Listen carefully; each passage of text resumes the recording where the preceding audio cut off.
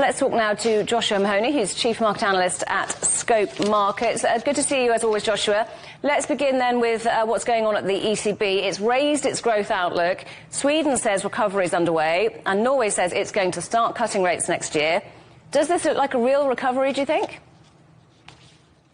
I mean, there's certainly some expectations that we will start to see the benefits of the rate cutting cycle that has been underway over the past year or two. And certainly, you know, there has to be a line drawn with this process and an expectation they will benefit the economy. Certainly, there's been a big focus, of course, around tech in the US in particular when you're talking about the stock markets, but also there is a perception that businesses in particular are going to benefit from the AI boom that has been underway. Certainly we've been through a phase where there's this circular economy where it's just AI companies buying off of each other, right? At some point that's going to benefit businesses and benefit the economy. So hopefully next year we'll see these different factors coming into play.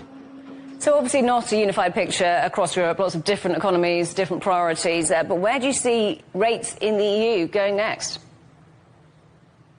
I mean, look, if you're looking at interest rates for the ECB, I don't think we're going to go anywhere. I think 2026 we're going to see rates largely flat, and there's a perception at the moment building that we could actually see rates rise within 2027. Christine Lagarde out the door at the ECB in 2027. So who replaces her and what's the outlook from there on in? Certainly today we did see a little bit of a warning saying that they saw inflationary pressures potentially starting to tick higher within the Eurozone. But yeah, when it comes to the Eurozone, I don't think we're going to see rates move much. When it comes to, say, the Bank of England, I think it's going to be the case of maybe 1 or 2 interest rate cuts, but nothing too drastic.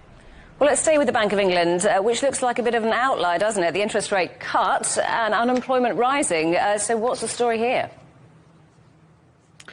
Yeah, I mean, look, the jobs market's not necessarily looking great. Part of it, people have laid at the door of the Labour government. They've enacted policies such as increasing the minimum wage, increasing national insurance contributions from businesses. It's mean that small and medium-sized businesses in particular might struggle. Just this week, we've seen them essentially pass through the latest Employers' Rights Bill. That sort of puts more pressure on hiring, and so we could in the end see additional unemployment. But that's something that we're seeing across many different countries around the world, the US of course very notably, and certainly if you look at the leader of the US, part of that story is around the idea that we're seeing a rise in terms of unemployment but not a huge amount of layoffs. So people once they lose those positions, they just don't hire, and that could be a nod to the impact of AI going forward.